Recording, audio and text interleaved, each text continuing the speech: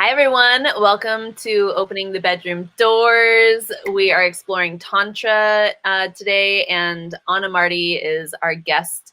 And we're going to switch things up. We're not doing a dance exploration. Anna is going to lead us through a sense exploration. Okay. Take it away. All right. So, whoever's here, are there people on yet? I will check who is watching, and I'll let you know. But we can talk to people as if they are. Okay, we'll talk to people as if they are. Yeah.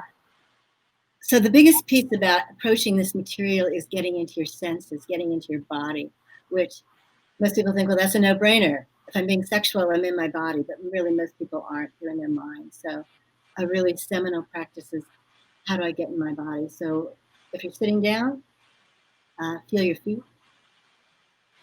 You might want to close your eyes just because you can feel more. It's like when you let go of one sense, the others sometimes sparkle open.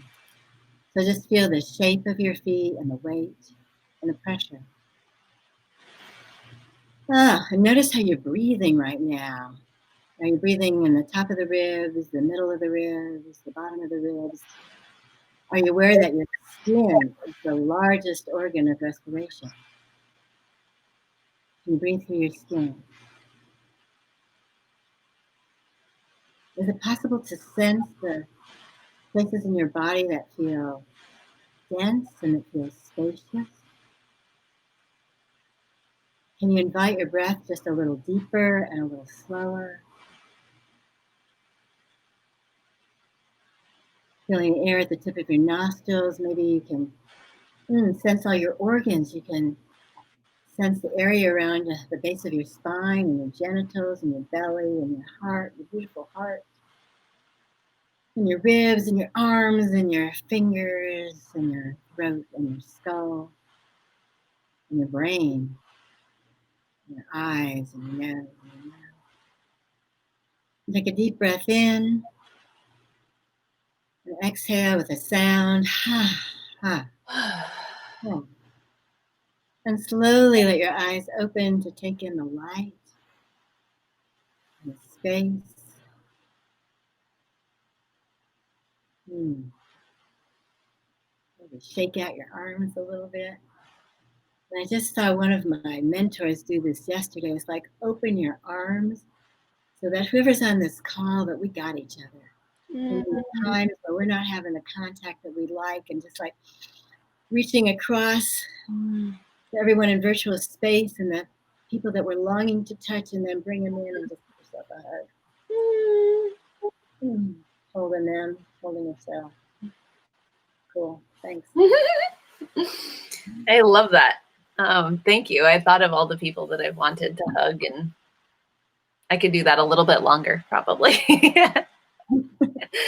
Thank you so much. So in case you are new or in case you've never been here, welcome to Opening the Bedroom Doors. My name is Jessie Fresh. I'm a sex and intimacy coach, and now I feel like after doing that exercise, I can't talk anymore. And this space is a space for you to open up to new ideas. We explore different topics each time, and today we're exploring Tantra. So I often hear in my private practice that people don't know what's even possible. I had a client recently say, before coaching with you, I knew 16% of what was erotically possible.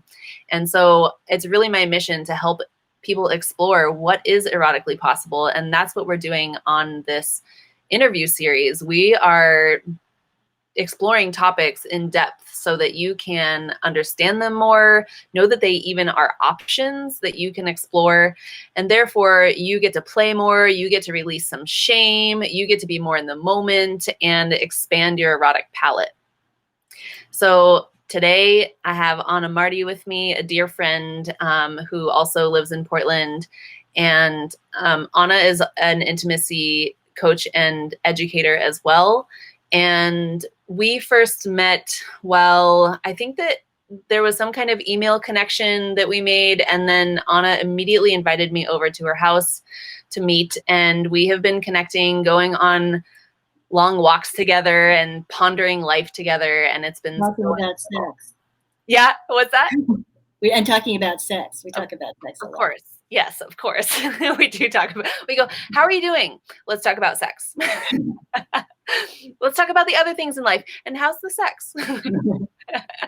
And so could you share with people who you are and what you do? Okay. Well, I've been an intimacy coach, sex educator for over 25 years. Mm-hmm. The short answer these days, it could have been longer, is I help people relax with how they're showing up. Mm-hmm. We are in a very kind of rigid Judeo-Christian Abrahamic culture where we get, this one list of messages from a lot of places that, if you want to be a good person, sex is bad. Mm. And then you have everything sold to you with this promise of desire, with this promise of sexual desire, that you're going to be loved, that you're going to be desired, whether it's from a washing machine to a particular kind of food to a vacation in Maui, like whatever it is. The images, if you really pay attention, they're trying to sell you stuff with this kind of unconscious promise that you're going to be sexy. And underneath that is you're going to be loved. Mm. Anyway, I was lucky enough that I was raised in a Reformed Jewish home, and for most of the Jewish culture, there's no sexual guilt. Mm-hmm. In fact, there is Talmudic text that says you will have to answer to God that all the things that came before you that you did not take pleasure in. Mm. So we got other kinds of guilt, mother guilt, food guilt, but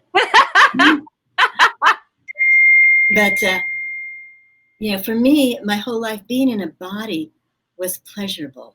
I danced. I loved the feel of other people's bodies, which kind of got me into trouble early on. And kind of probably around the 60s, 70s, where there was this influx of information from the East, I was aware that there was this body of material that was inclusive of who we were as erotic being, which was very much in contrast to the kind of messages in the West here. So I knew it was out there, but I was busy doing a lot of crazy stuff and having kids. And so I didn't really come to it until I got married, one of my marriages. I'm a good wife. And I had a partner who had a lot of sexual trauma, but we were very spiritually connected. So initially, I was interested in this material because I wanted to bring some kind of healing, some resonance into my marriage. And so my partner was willing for me to schlep him to, workshops and therapists. And I began to explore this material. And I didn't know at the time, but it was really an appropriation of a lot of different practices, from Hinduism, from Buddhism to Taoism, and also from human need psychology, that was oriented toward more consciousness in erotic expression. And boy, did we need that. So, erotic expression on a physical realm, like more pleasure, because people that have sexual trauma generally do not feel that erotic field as a place of fun. It's not a place of fun. Scary. In an emotional way, a sense of more connection. Culturally, I work with people that are marginalized or differently abled, and being sexual enables us to be part of a larger cultural expression. And spiritual sex, which is really not Tantra, and if we have time, I can go into that more. But spiritual sex, as I'm describing it right now, is there are a few people, and not very many, I would be one of them, that experience the erotic field as a portal for transcendent states that most of us have touched. Mostly not through erotic contact, but people do it through music. So the different senses are enlivened. So through music, through sound, through dance, diving, being in nature when all of your senses are so open. So one thing that's emblematic of being able to open into those transcendent states is your senses become very awake and your mind shuts up. So I had some experiences that kind of started pointing me toward that. So I was following the thread of those experiences, because if anybody that's on this has this immediate connection to where they felt that, where their mind just was quiet, and they could. It is so freeing, and then kind of the door shuts again. It's like, oh no. So I mean, it's even like people do drugs. It's like this momentary. It's like freedom from this. Anyway, so I was following that thread. Eventually, I met teachers who gave me kind of more information. I realized I'm fascinated with the human condition, and I'm fascinated with how we show up in this way. And initially, all I knew was this neo-tantra stuff, which has kind of a new agey flavor to it. If you look online for tantra, you're going to see a lot of new agey stuff, and even erotic professionals. One of my teachers says, "Yes, let's put a om on the wall, light some candles, and okay, let's have sex." Oh shit! All kinds of appropriations, and particularly in this time when I'm a white woman, I can't escape that. Where I want to be as humble and honest as I can. I did not grow up in that culture. I am very aware of what the traditional practices are, and I can talk more about that. But what we're going to deal with today is this kind of extrapolation of a lot of these practices. And I want to really be in respect to that culture and all the practices of that culture. Thank you so much. It's a long introduction, isn't it? I love it. Thank you so much. I that's so important. And you tied in, I recently created a class on edging, and I thought, okay, we have to decode, if we want to get to these places of expansive orgasm or expansive pleasure, like what are the key factors that get you there? And it's exactly what you're saying, where I was trying to find the threads that I was following, which just meant completely in the moment, completely senses engaged. And that's when those moments of like, holy crap kind of experiences where you're having transformational, transcendental experiences in intimacy. And then that's what happens with me. This is the door. Oops. You just froze, Jessie. Oh, whoopsies. Am I back? Yeah, you're back. Yeah. So having those experiences, and then, like you said, having the door shut. So thank you for putting that into words, what I've been experiencing. Yeah.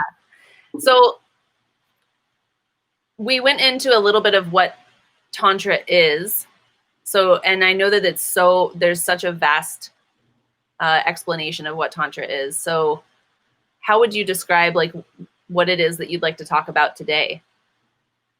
Okay, I'll just make a little connection. Traditional Tantra is a spiritual technology, and it's a technology about waking up. Who am I? What's going on here? Existential questions. And my sense in how the word got co-opted is in traditional Tantra, there's no morality. There's no, this is good, this is bad, you're a good person if you do these things, you're a bad person if you do these things. Rather, reality is expressed through our senses, through this kind of cascade of energy and consciousness, from the most subtle to the most dense, like desire. You have a desire to eat a donut, right? You have a desire for a partner. You have a desire for money. You have a desire for world peace. You have a desire to be free of your own personal suffering. So you can kind of almost taste the texture. That was a donut, right? But, a donut to like, wanting world peace. COVID to be gone. But it's all desire. And, if you ate like 6 donuts, there are people that would say, you're bad. You're a bad person if you ate 6 donuts, and eating 6 donuts is bad. But the truth is, eating 6 donuts is just an experience. And yes, it is. I'm a traditional tantric student and a neo-tantra leader and facilitator. As a student, what I've learned how to do, what I practice every day, is make decisions based on conserving energy or depleting energy. So eating 6 donuts isn't bad, but if I ate 6 donuts, I would have less energy. So I have an occasional donut, but and the same with everything: how I eat, how I sleep, the kinds of exercise I do for my body. Living in Portland, Oregon in July, which would be different than yours, Jessie, or anybody else's. And sex. How do I engage with people sexually? we've all, I think, had sexual experience that might have been kind of pleasurable in the moment, but ultimately they felt really depleting. Mm-hmm. So you just become more sensitive. Your senses become more sensitized. That sounds yummy. And just to be clear, there is some sexual ritual in traditional tantra. It takes out about that much of the material, but it's not what people think. And the practices are actually oriented toward providing fear and shock. And again, if somebody wants to ask me about that later, I can go into that. I've never heard that whole fear and shock thing. I've thought that it's like you sit across from another person and you breathe and you match each other's breath and you look into each other's souls, and then you kind of wait in that to just be. Yeah, and those are beautiful things, and that's part of the neo-tantra component. You know, that this kind of, it's going to take a little, presencing. Every spiritual tradition has practices about presencing, feeling yourself right here, right now, just like we did at the beginning of this talk. And that's what the juice is. That's what the juice is for yourself and with another person, whether it's a lover or a parent or a child or whatever it is. It's like, how do I show up? How do I really show up with all my senses without this noise? Yeah, I think that turning down the noise is one of the biggest things that I hear in my practice, of people having such a hard time to turn down the noise. And it seems like women struggle with that the most. Yeah, I think my sense is everybody struggles with it. It just shows up in different ways. And we all have such kind of crystallized narratives that move us. And particularly for kind of like cisgendered men who have real strong narratives about how they're supposed to show up sexually, about their cocks and about, coming too quickly and all those things. So, it's kind of like anything that you want to master, especially if it involves your mind. If you don't practice how to be in that space, you're not going to have this kind of isolated little technique that's going to show up for you. Yeah. So for me, part of my practice as a student is meditating every day, doing all these kinds of practices to begin to quiet that noise, so that when I do have the opportunity to be in more of an erotic engagement, it's there. I don't have to like suddenly be from this noisy life. And it's like, okay, now can I really show up for you? Yeah. People can't do that because the noise is too much. I have to be willing to face that noise and unpack it. It's not just going to disappear because I've learned some technique from a book. Yeah, I often hear from people like, why can't I just be present? Why can't I let go of my thoughts? And it's like, well, if sex is the only time that you practice that, then there's a lot to sift through. There's a lot in that recycling bin that is like needing your attention and your awareness. Yeah. So I hear that those practices are really helpful. Yeah. And so what isn't Tantra? What isn't Tantra? If we're going to go with kind of the neo-tantric definition, which is just these practices that help us be more relaxed with how we're showing up erotically. So physically, those might be practices that are like sensate awareness practices that, you spend time, touching yourself or touching a partner. And I think a really important piece is to be free of objective. Yeah. So often, when a partner touches us, our attention goes there for like a nanosecond. Yeah. Are they touching us? Or what do they want? Do they want to have sex? God, we're supposed to have dinner with the neighbors tonight. Or, I haven't taken a shower. There's all this stuff that comes in. So my attention rests at that point of contact for like a moment before my mind kicks in. If it's a familiar partner and our intention is to become more engaged physically, then it's like, okay, we do this, we do this, we do this, we do this, we do that. Oh, let's bring in that new technique that we heard from Jessie. So again, it becomes very performative. and that capacity for real presence, for that disappearing, for that dissolving, diminishes. And so, referencing what you were saying before about being able to sit in front of somebody,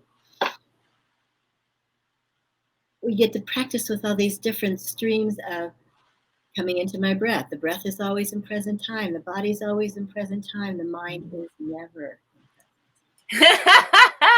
I love that. Yeah. The mind's always in the past future continuum. So these kinds of practices that also stream from all kinds of different, from Buddhism, from Taoism, from Hinduism, about being present.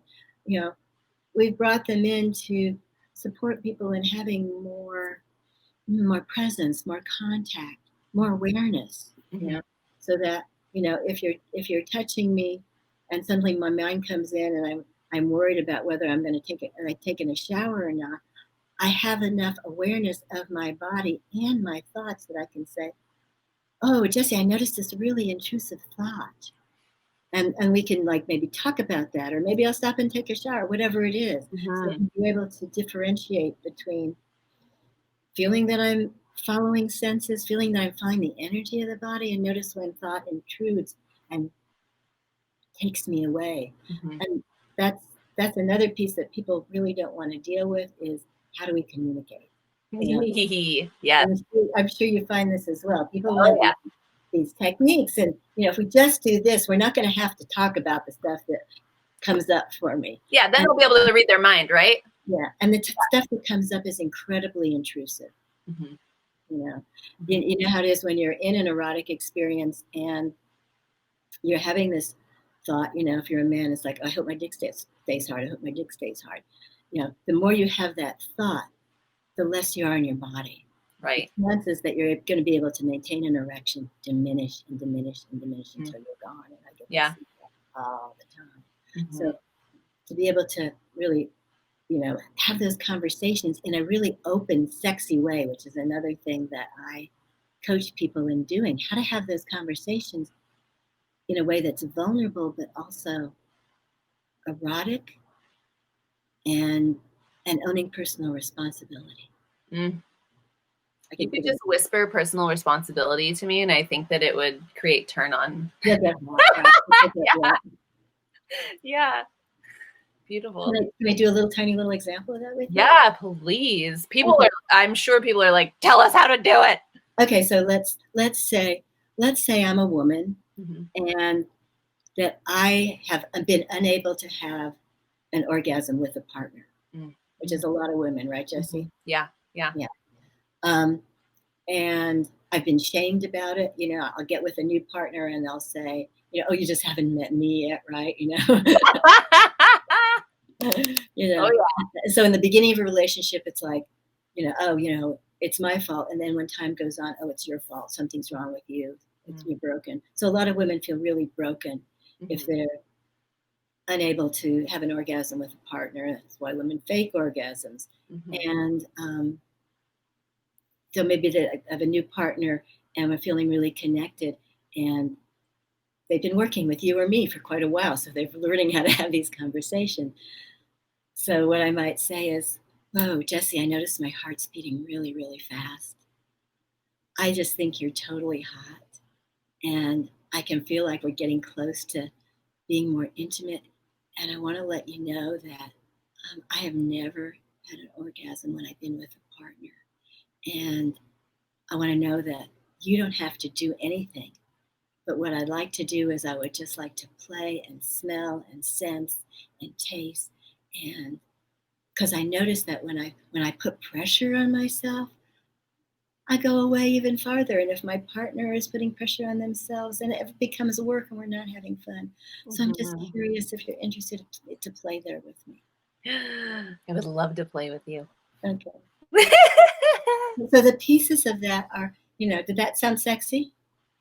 Yeah, well, first your tone of voice is just like melty, but then also how approachable you make it and revealing what's going on in your body automatically made me feel concerned for you. Yeah, so you feel closer. If I came to you and said, "Oh, Jessie, I'm really nervous about talking about this," one of the things you might say would be, well, what do you have to be nervous about? I care about you. Now this thing that I've been wanting to talk about for the last 15 years, now we got to talk about why I should be nervous or not. Mm-hmm. And the conversation is derailed. But it makes me nervous. Yeah. When you say I have something nervous to say, I'm like, what did I do? Absolutely. Yeah. So you can't refute what's happening in my body. And you actually said exactly what it invokes, which is more intimacy. It's like, oh, I can feel you. Mm-hmm. So I don't want to gloss over being able to cultivate those skills of like speaking the truth in a way that's personal responsibility, that has desire in it. Mm-hmm. And that fits in with being able to talk about rapid ejaculation, being able to use some of these techniques from Taoism about managing ejaculation. Mm-hmm. If I'm by myself, if I'm a man and I'm trying to work on all these techniques that you can easily get online about, managing ejaculation, but I've got a partner I haven't spoken to about that, and she's got an attachment like, if I'm really desirable, I can make you come. So she's trying to make you come, and you're trying not to come, and you're working at cross purposes. You got to have those conversations. Yeah, for sure. I actually just sent someone that inquired those specific teachings and techniques. I was like, go talk to Anna Marti. Mm-hmm. Yeah, she's great with that. Amazing. So could you share with people like an experience that you've had that was impactful for you while practicing this, that made it like memorable? Well, I can think of one, and it's probably not going to be the one that people want. But interestingly enough, kind of in the beginning of this path, I did lots of workshops as a student. And being in a workshop, for those of you that have done it, you're in a field.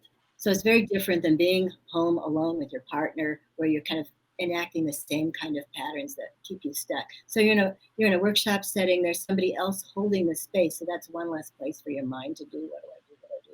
Can you clarify field? I just imagine like, wait, we're in a cornfield. Okay. So will you? A field. Okay. So space. All right. Bear with me here. When people go to a space and do a particular thing, there's energy there. Mm-hmm. Everyone knows the difference. Going into a mall feels a particular way. Going into a church feels a particular way. It doesn't matter the denomination or what they're doing. Yeah. It feels a particular way. Being by the edge of the ocean feels a particular way. Yeah. Being in a bar feels a particular way. Yeah. Again, let's be tantric about it. There's no morality. It's not like the ocean is better than the bar. They feel different. Somebody can be in a bar and be totally organic and expressive and feel the way that someone else feels in the ocean. So in a workshop setting, everybody's like focused on the same thing, which is kind of, variations of wanting to be more awake, more sensual, whatever it is. Mm-hmm. Yeah. And you spend the time doing breathing practices, physical practices. And in this particular workshop, I was doing a breathing practice by myself. So it's a solo practice. Your breathing is a pretty strong breathing. You're rocking back and forth. And I began to go into this experience where I was out of my body. It wasn't like that. I couldn't even describe not having a body, but time and space dissolved. And I tasted that reality that all the mystics speak of, which is there's one of us. Mm-hmm. I mean, and sex actually holds, kind of a whisper that promise where we're coming together, so we're one body. And that's the longing of our essence nature to feel this sense of unity. That's the struggle that's happening in the world right now. We get lost in the sense of I'm different, you're different, but there's this really inner longing for unity, and that sex kind of has a little bit of a whisper of promise of that, but for most people it doesn't touch it. So in a workshop setting, we've got variations of like longing for that. Yeah, and that experience is emerging. And the funny thing was, I'm opening to this experience, And I don't know what the facilitator saw was happening, but whatever he saw that was happening was very different than what I was experiencing. And he came over to me and he said something to me about breathing. And it was like the door. Oh, Yeah. But anyway, that was one moment. With a partner, they become a little more challenging to navigate because then you have all that relational stuff in there. But it certainly can create a deeper sense of connection and presence and pleasure. And I can't talk about that without talking about what's happening now during the pandemic, where so many people are not having contact and not having access to that erotic field. And I got to say, and I know we were talking about this the other day, that I had this kind of block of like, oh, virtual sex, virtual dating, And I got to tell you that, first of all, I was blocking out something that I do with clients. And I know everybody that's watching this or that will watch it has different levels of experience with Zoom. And it's like, oh, God. Yeah. But that when I work one-on-one with clients virtually, we can actually get a field of energy going. Yeah. I can have a field of energy that is orgasmic in nature, that time and space dissolves. That there is this loss of identification. I've experienced it virtually. I've experienced in my office. You're in my office, by the way. I haven't taken you around my office, but this is my office, which is one of the sexier rooms in my house. But yeah, so, and I can also give you some resources. I actually did a virtual intimacy retreat with some people from California, and they did such, I mean, not all the classes were fantastic, but a lot of them were wonderful. But what the virtual platform does is it creates a field where, if you have trauma, if you have body shame, you can actually feel safer to engage more intimately with a virtual platform. Anyway, I've totally come off my attitude about that. Yay! I'm glad you've had a different experience with that. That's certainly true from what I've experienced of leading classes online, that people feel much more engaged, much more vulnerable while chatting. And I think we talked about this, where they get to be in their own space. They get to be anonymous. And that, when discussing deeper things, is really important to create safety. Yeah.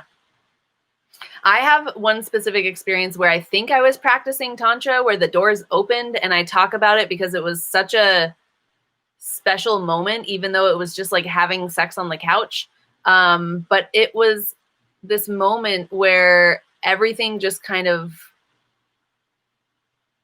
flashed. Like there was a flash of like seeing the forest and seeing like my ancestry and seeing like connection of everything, and feeling like my partner wasn't even there, even though we were very connected, but also like the no difference, the oneness, the unity, the having that be like a flash. And then, like you saying, the door closing, but having such an impact on that. That story is like, I tell that story over and over because it was so good, because it was so profound. I can actually feel it right now. Yeah. And people often are like, that's what I want. I want that experience. And I'm like, well, I had it by accident.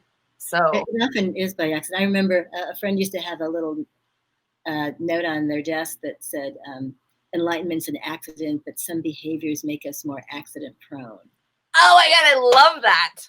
I love that. So kind of all the more traditional practices that you think like, that doesn't have anything to do with sex. Yeah. Those are the kinds of practices that make you more accident prone, that make it more possible, if not to have those totally expansive altered state experiences, at least to have a greater sense of connection and presence and pleasure with a partner. If everybody could do just that much, that would be really a good thing. Yeah, that'd be amazing. So of course I'm already going to the like, okay, if I were as a viewer, I would be like, well, how do I do that? Like, what tell me what to do so that I can do that. So I'm curious where you would point people, or if you tell them to practice Tantra while doing their dishes, while mowing the lawn, while. Yeah, and that's and again, in respect to the tradition, rather than say practicing Tantra, how can I practice showing up more so that I can show up more with my partner? Okay, so showing up more. I like that. Yeah, showing up more. So doing the dishes is a great example. It's like, how many times do we pay attention to doing the dishes when we're doing the dishes? Can I feel the warm water on my hands? Even if I'm rinsing them to put them in the dishwasher, can I feel the warm water? Am I smelling the soap? Eating is a wonderful, totally sensual experience that you and I enjoy. That is a significant practice for showing up more in eroticism, because there's color and there's smells and there's texture. And it's also an opportunity to practice devotion and gratitude. So how many times do you sit down by your food and look at it and smell it and consider how it came to you, and that you're eating it, not just kind of stuffing it in your face while you're, scrolling through Facebook, or that you're really tasting your food. All these kinds of small things cultivate that sense of presence, so that when you're in an intimate experience with a partner, you're going to feel more. So that sense of, yes, paying attention all day long. A really simple, actually, tantric exercise that was one of my earlier traditional teachers, Daniel Odier, and I'll refer you later. I have some books on my website. Tantric Quest was the first book I read that was pointing to what the real material was. But he puts forth an exercise that, like, 100 times a day, which means a lot. Don't count. That's a lot. Don't count. That means a lot. So, in fact, you could do it right now. Put all your attention in your right pinky finger, like there was nothing else to do.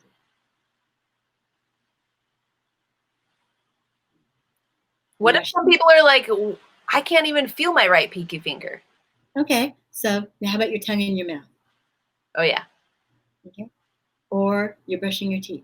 Or you're putting your lips to the cup.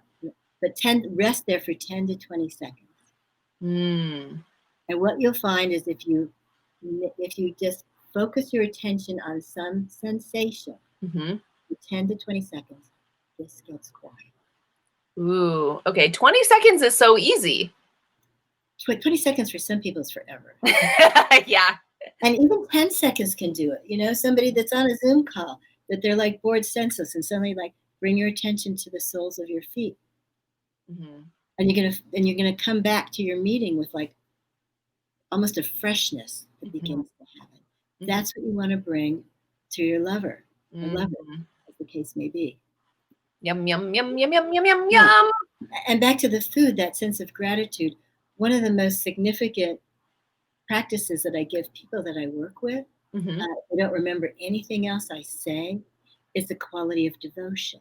And I actually, what informs my life and my work is the very existential reality that's confirmed on every news feed and web platform, which is, I don't know that it's not my last day. And I don't know that you're not the last person I speak with. And so, anyone that's on this or listens to this and has a partner, if you kept that in the front of your consciousness, what if this was the last day that I was going to touch my partner? I was going to get to hold my partner. Would that inform how you did that differently? For most of us, the answer is yes. So there's a quality of devotion, and suddenly, I got to make you come, or I got to come myself. Those become irrelevant. At least for most people that are interested in this particular subject. Yeah. Not everybody is. Some people, that's their jam. They want to make somebody come. Which, by the way, nobody makes you come or me come than ourselves. As evidence to the fact that if we're not in the mood, it doesn't matter what you do. Yeah. That's something that my partner has been just randomly practicing, where they'll say, oh, kiss me like I'm leaving for Germany and never coming back, or kiss me like I'm going far away and you won't see me. And it's created and sparked these really fun experiences that I just throw myself into it, where we're in the middle of our day-to-day tasks. I'm like making myself a drink or something, where I'm like, yeah, I'm doing my thing. And if he says something like that, it makes me really jump into the experience and take in that devotion of like, yeah, what if that was going on? We can't take the day-to-day for granted. Yeah, we can't. We can't. And yeah, and God, I just had this conversation with some clients the other day. I mean, it's a couple that's been married for a very long time, and oftentimes, again, there's a lot of reasons why, particularly women, cis women, have sex, and having an orgasm is often not the reason. And that comes as a surprise to their partners. You know, we want to feel connected. We love them. We don't want to be in the fucking mood at all. But because I love you and you want to have sex with me, I'm willing to go there. That's different than seeing it as an obligation, and that's a whole other thing to deal with. Yeah. But, you know, being erotic with someone because of that kind of love, that can take you somewhere. Oh, yeah. Yeah.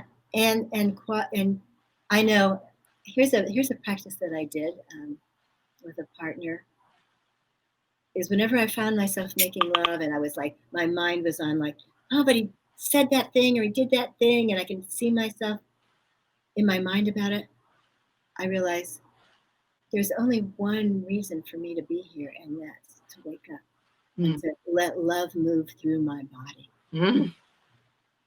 And so at that moment, I begin to bring my awareness right into my heart, as if my heart could just pour into his heart.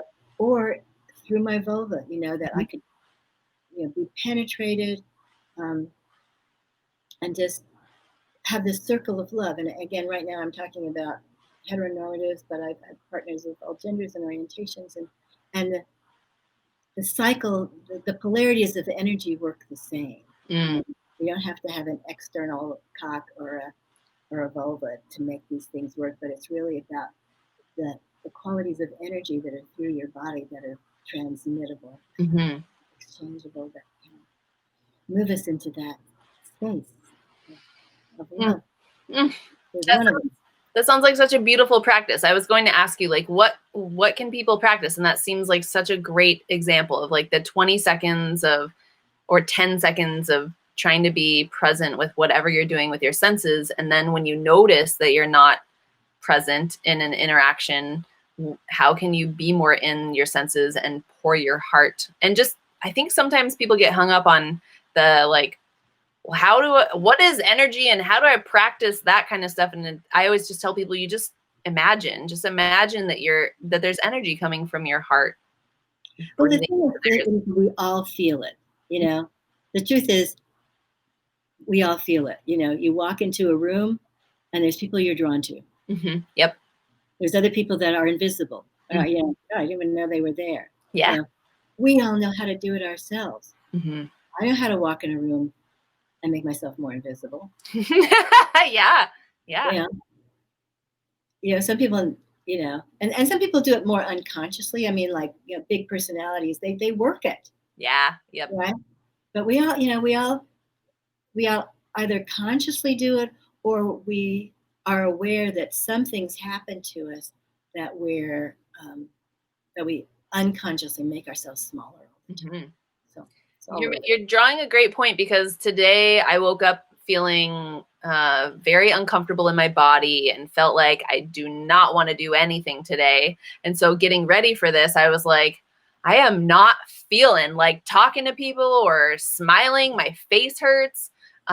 So we were talking about this before, and I just have to be real, because this is what my energy feels like when it's lower. And I recognize I'm not as like loud or vivacious or big, and I'm conserving my energy. Like, I recognize you're talking more with your hands, and I've been like, why am I not talking with my hands? And I've been like, it's because you're in conservation mode, woman.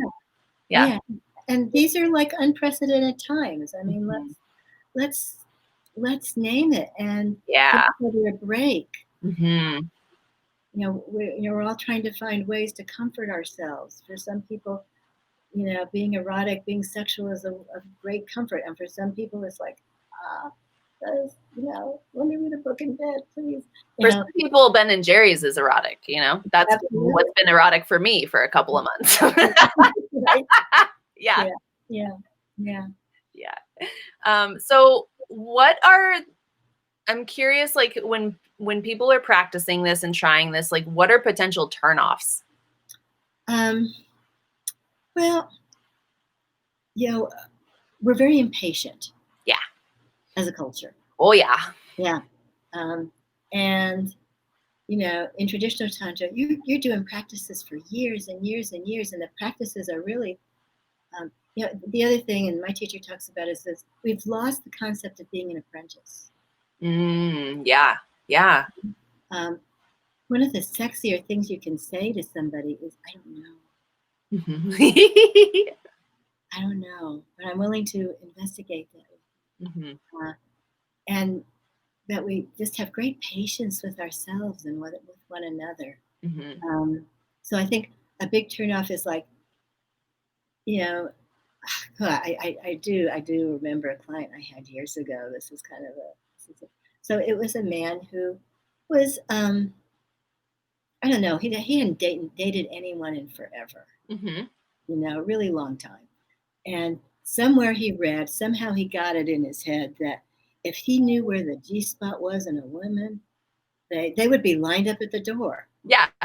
You know, it's like that person, you know, technique is not going to bring you the kind of connection and that. I don't like to use the word success because that implies failure, and that's not what it's about. There's like Right. there's more and less skill. There's Mhm. more and less skill, I love that. but but but becoming more skillful, resting in your heart Mm. is what's going to cultivate empathy and compassion. So whether you're learning to practice a technique to master ejaculation or multiple orgasms, or if you're a woman that, you know, wants to start having orgasms. I mean, there's lots of places you can learn techniques, Yeah. but to also cultivate that sense of patience and compassion for Mhm. yourself and a sense of humor. Mhm.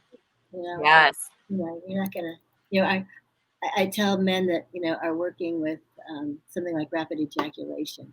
Um, you know, you've been doing a particular arousal tension release practice for like, oh, 30 years. Yeah. You know, it's not, it's like trying to turn a barge in another direction. Yes, that's such a great analogy. Yeah, it's, you know, it's, I mean, you can read all these techniques online.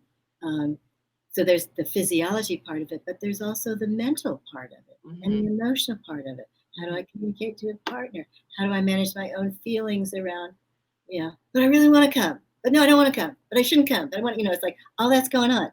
So those are all, those are all the things that can discourage someone Mhm. Mhm. from these practices. For me, I came in through the Neo Tantra door, and what it did was it led me to a traditional tantric teacher, Mhm. um, and to really unpack all the other stuff Mhm. that allowed me to actually be present in every part of my life. Mm. It was pretty. Yum, yummy, I yum. can't even tell you. People, you know, like during COVID, you know, friends have called me that I haven't talked to in like 10 years, and people have actually said to me, "You're so much more present now." And it's kind of, when they say it, it kind of takes me by surprise, but it's really about all the other practices. Mhm. Yeah. Yeah. That's one thing that I feel when I'm with you is that like you're just right in the moment. You are calm, collected, grounded. It is so nice to be with you because it feels like it's just transferring through osmosis. I'm Yeah. glad. Yeah. Yeah. The practice is doing its thing. Yeah. Yeah. I think that there's something with our technological like streaming right now. So I see that people are watching. So if you have any specific questions, If you have anything that would hold you back from beginning a practice like this, please write that in the chat, and I'll do my best to ask that with Anna right now. And then I would love for you to show us maybe more of where you are in your space, and then like one of your favorite little features of that space. Okay, so you're in my office. Oh, it's beautiful. Which isn't getting a lot of use these days. But I lit some candles for you all here. Thank you. It's so beautiful. And you know, not to disparage the kinds of you know, in neo-tantra things, you know, they light candles, light incense. I mean, those are, you know, for some people, and I know this addresses your work, for some people, those kinds of sensual things are really important. You're setting a stage. For other people, they could care less. Yeah. But you are creating a field. Yeah. You are creating a field.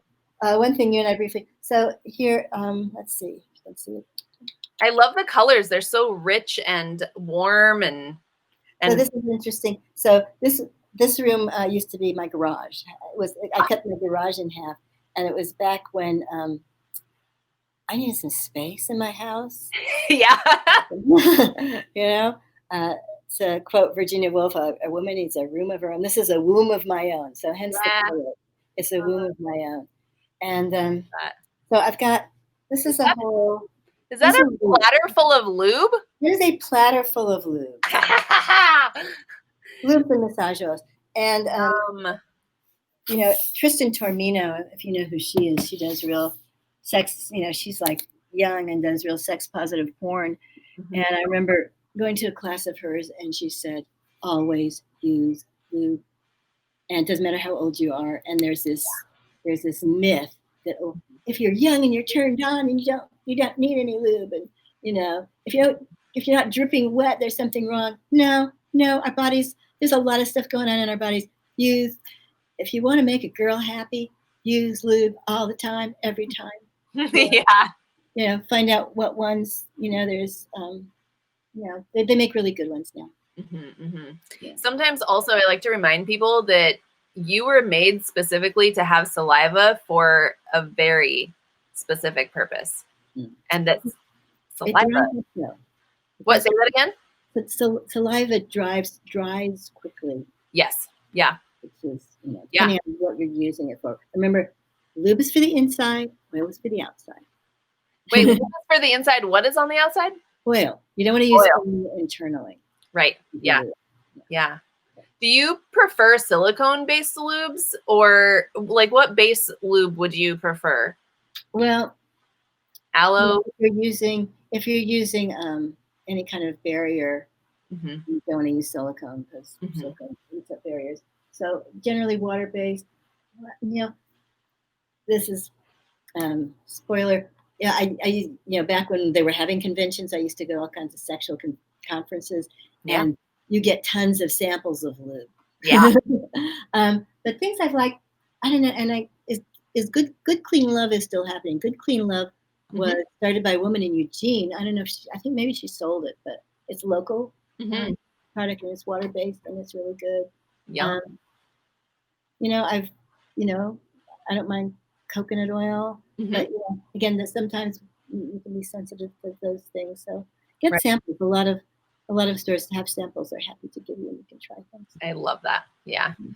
I have an imprint of a memory of my first sexual experiences, including like side of the road kind of sex shop lube, where you're young and you're like, oh my God, I'm buying lube, and I'm at a sex store, and I bought like the most stinky plastic kind of toys because I had no idea. And then also I got like pina colada flavored lube that had all kinds of grossness in it. And so from then on, I just, that association of that flavor was pina colada all the time. And so it took like 10 years to really enjoy a pina colada, you know, because that association was just paired with, also the smell of sex, and that being like this really weird flavor in my mouth when drinking a daiquiri kind of thing. So And will you also show us what you showed me earlier, the puppet that is so luxurious? Hey, learning toilet. This is a vulva puppet. This is one of the earlier prototypes.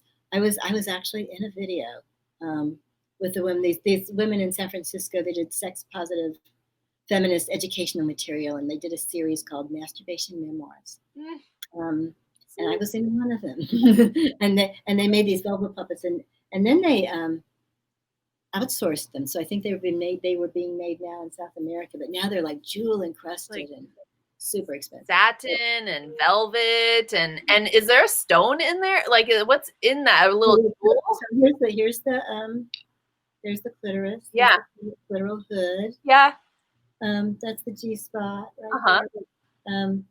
Yeah, they're little. Yeah, this one doesn't have any stones. It's kind of like little. What's the red part? Oh, that's the lining. Oh, it opens. Okay, I thought it was a tiny little. It's a puppet, honey. Oh my gosh.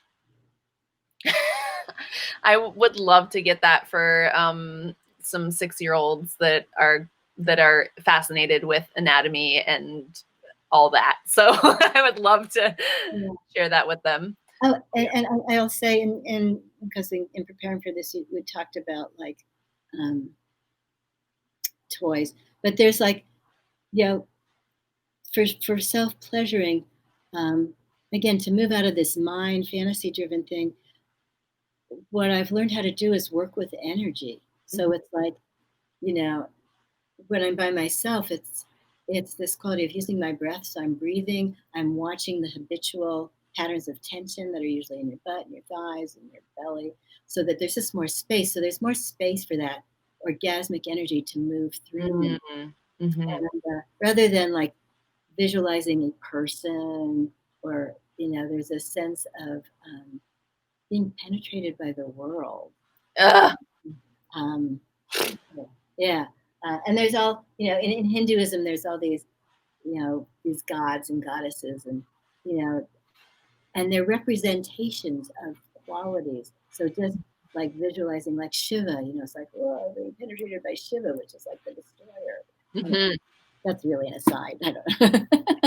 I have one specific friend who in this like isolation of staying at home has really enjoyed turning to different deities and being like, oh my gosh, I just fucked myself in the best way possible, because I was imagining like that this deity and this god were coming together, and so fun.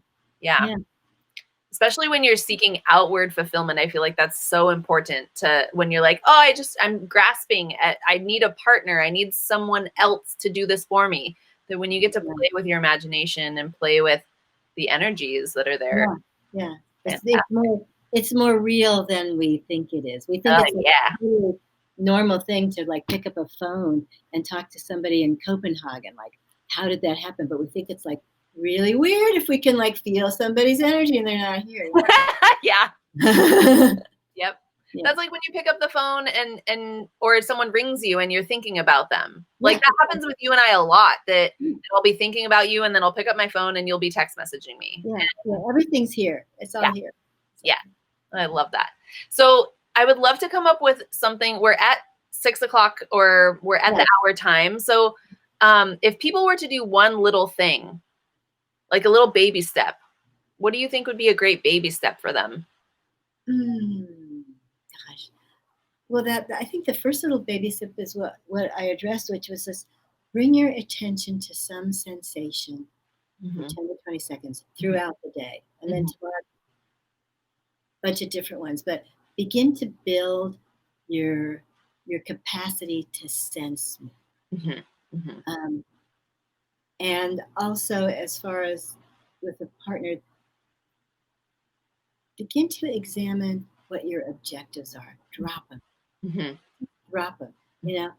Nobody wants to like have somebody try to make them do something, even if you think it's a good thing. Trying to make someone come. What I tell people is, if you give me, it's like if you want to give me a vacuum cleaner for Christmas and I don't want a vacuum cleaner, it's not a present. Find out what your partner wants and then give it to them. Yeah. And, even if you think it doesn't have anything to do with sex, I had a partner when we were first together. He said, "What do you like for foreplay?" And I said, "Foreplay is everything you do before we get in bed." Yeah. Ooh. It's doing the dishes. So, and for everybody it's different, but listen, learn how to listen and begin to relax your blocks to really listening. Oh, that doesn't fit the way I think it should be, or what I read in a magazine. Really listen to each other. Thank you so much. Can you share with people where they can find you, where listeners can reach out if they're wanting more information from you or if they want to work with you? Easy peasy. It's my name. Yeah. www.annamarti.com. Great. ANNAMARTI.com. And you said that you had some resources there. I have a resource page that has some books. Great. And yeah. Great. I looked at it and I thought, that's pretty. There's things about Neo Tantra. There's things about traditional Tantra. I'd certainly give a plug to this virtual intimacy retreat. It's going to happen again in September. There's one happening this weekend. Oh. ISTA, do you know ISTA, Jessie? Yeah. Yeah, so the ISTA's having their wild arts weekend. There's a lot of stuff going on, but I happen to be in retreat. ISTA is a Tantra Institute, correct? It's the International School of Temple Arts. Yeah. And it was started by a friend of mine, Baba Dez. And now they've got teachers all over the world, and it's a huge virtual platform. I went to a couple of them. It seemed a little big for me, a lot, but I've heard wonderful things. So amazing. There's a lot going on, and if anybody wants any recommendations, or sometimes I have insight onto who's leading. If there's some virtual trainings that are going on, I can sometimes have more information. So I'm happy to just help people out to get resourced. That's one thing that I do is connect people. Thank you so much. Thank you so much for sharing your wisdom and all this yummy information. I already feel like I can be more in my senses now because of this conversation. So I'm going to be practicing sipping water a little differently these days. It's totally fun to be with you. Yeah, great. Yay. So join us next time. The next episode that we have is August 7th, and that's going to be with Lady Diana, intimacy coach and sex educator, that we're talking about keeping sex playful. So they have a lot of experience of making sex super playful, dropping those scripts, dropping those obligations, and making it really, really fun. And so join us then at 5 p.m. PST on August 7th. Okay, sometimes I blow people kisses. Oh, now all the things are coming in. Yeah. Great. All the thank yous. Thank you so much for joining us. Would you like to blow them a tantric type kiss? Oh. We both just went like this.